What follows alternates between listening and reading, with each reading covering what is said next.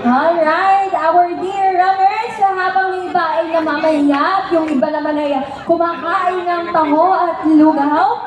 Nasa gilid ako, nasa... Bumit na sa amin.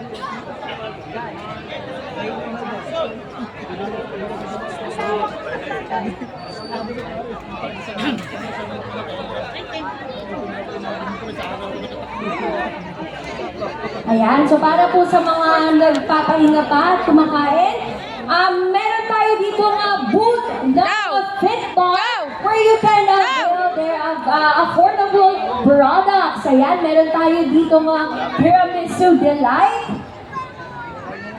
fruits and chocolate. Ayan.